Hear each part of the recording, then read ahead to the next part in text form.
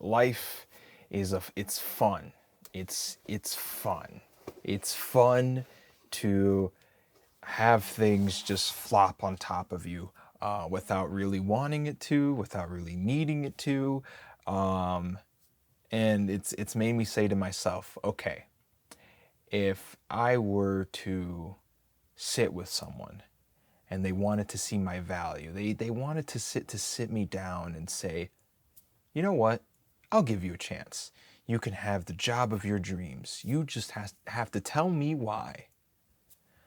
And so that's what I'm doing right now. So my name is Melvin. I am 24 years old. I grew up in a Dominican family. I was born in New York, but I didn't really get to experience it for too long because after 9/11, my mom didn't really see New York as a very viable place to start a family. So Wisconsin instead, because my uncle was working in Wisconsin. There's a lot of factory work. So that means, work that, you don't really need a lot of experience. You don't even need to speak English if you don't want to. My dad wasn't really there for me. He actually he got in trouble with the law and he moved somewhere else essentially, or he moved back to the Dominican Republic. So I grew up without a father my whole life. I didn't really have very many father figures, but my mom gave me more than enough love. It was nice. I liked it. It was interesting. Just getting that perspective.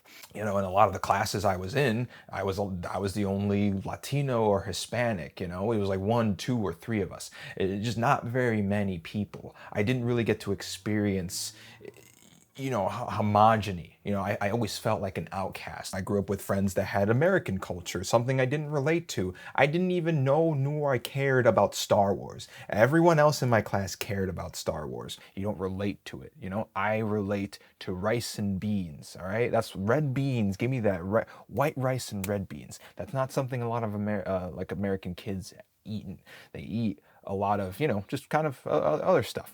They eat other stuff. But I just, it's one of those simple things where it just doesn't make you feel like you relate to people. I didn't even have birthday parties as a kid.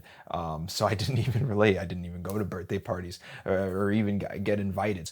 One of the things that changed me the most was during 7th grade. I was getting made fun of for not having friends. I was getting made fun of for my weight. I was getting made fun of for all sorts of things. And I just felt like it really did hurt me. And I was trying to figure out what to do, and I really wasn't sure. My only thought was, hey, life is down. I really have no idea what to do. So, you know what? Let me just, the only thing I know that's in my power is just doing well in school. So let's do that. Let's let's do well in school. Let's get my grades up. Let's just see what happens. I'm curious. My grades just started picking up. So my lowest grade I've ever gotten was a 54%. So that's an F, and that was math class. But then yeah, I started getting A's and B's, and then I started seeing a lot less C's and things like that. It was like, if you try hard enough, you get things from it. It was interesting seeing that in action. Because it's like they tell you this stuff, but you don't see the value in it until you do it yourself. And that's the thing I think where a lot of kids struggle when they grow up. They don't get that. They don't get a reason to get better. And I'm not saying bullying. I'm not saying every kid should get bullied, but they should understand their value. And I understood my value just a little bit more. And I started getting better, and I started analyzing myself better. Like, how can I keep improving? I really started pushing myself, like to the point where senior year, I took like a pre-calculus class, and I took an AP computer science class. So I wasn't the smartest, and I knew that. I only had like a 3.0 GPA, but I was trying. I was trying my butt off. I ended up with like a B minus or a C plus in like pre-calculus. I wasn't good at it at all. I was really bad at pre-calculus. My trick was that they'd give me the homework. I would keep it blank. All right, I'd keep it blank. I would get some scratch paper, do it on the scratch paper, and then just keep doing it over and over and over again. And then when it was time to turn it in, then I'd write the answers and stuff like that. But if it was like a math problem, I would write it down and just keep doing it until it just got into my head. And that's what I did. And studying took a lot of hours out of me. I worked really hard. Some people might say I worked too hard, that I overworked myself. But I tried my butt off. I tried more than anyone. And that was something that kind of bothered me Just now thinking about it, it is something that really bothered me. Like, I worked my butt off to like, to like just even just maintain a C grade in pre-calculus, but no one cares about a C, when you're going to apply for college. They don't care.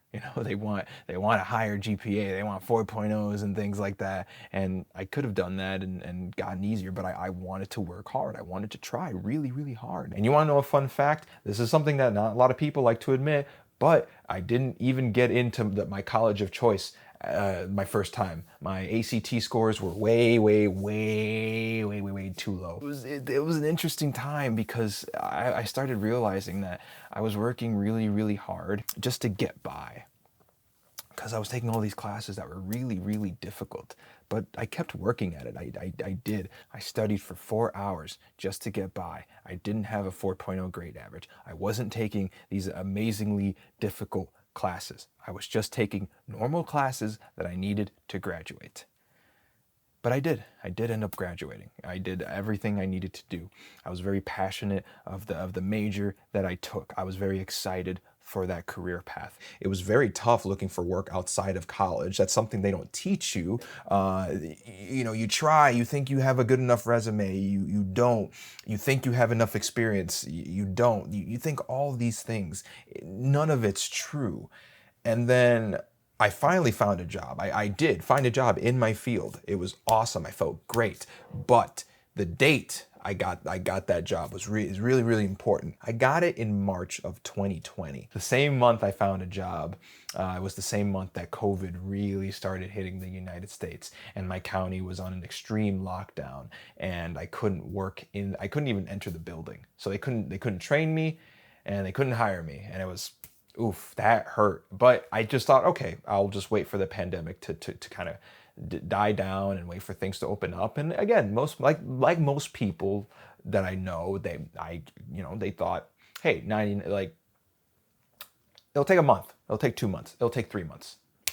No, it took a long time for things to not shut down. So I really did have to improvise. I was improvising. I was working customer service jobs here and there, things like that. Things that didn't really pay me well, things that I didn't think was deserving of my work. But, a job's a job. Yeah, they just never got back to me because my county was shut down, like hardcore shut down. And that really, really messed with me. And then I decided to, uh, just kind of switch directions. And selling is what I am doing to this day. To this day, I have, been hopping from sales job to sales job. Now I've had a year of selling, and it's been one of my better decisions, just doing that, because it's taught me to talk to people, understand their needs, and, sort of learn to be a more confident person, and just kind of understand what it means to put effort into something and then get rewarded for it. If you put more effort, you get more things. And I know that's not always true. I know there's a lot of handicaps people go through in their normal everyday lives, but I do see the value in working hard, and I do appreciate that. But you might be wondering, why are you talking about this? Why aren't you talking about your skills? Why aren't you talking about how good you are with a camera? Why don't you talk about the videos you made during college? Things like that. And it's like, yes, I could talk about that. I would absolutely love to talk about that. But there's a lot more to me than my skills, than me knowing Adobe, than the fact that I'm bilingual, things like that. There's a lot more to me, to Melvin. There's a lot more to that. Working hard has shown me that I can go somewhere. I can be somewhere. That I can change my identity. I grew up as a Dominican. I grew up as a minority, felt like an outsider. And essentially I felt like I needed to earn my keep you know? And in high school, I did. I did earn my keep, and in college, I earned my keep. And now I'm trying to earn it all over again through this pandemic. And I work well with people. People like me. People remember me. I don't say that to brag. I really don't like bragging. I say it because it happens a lot.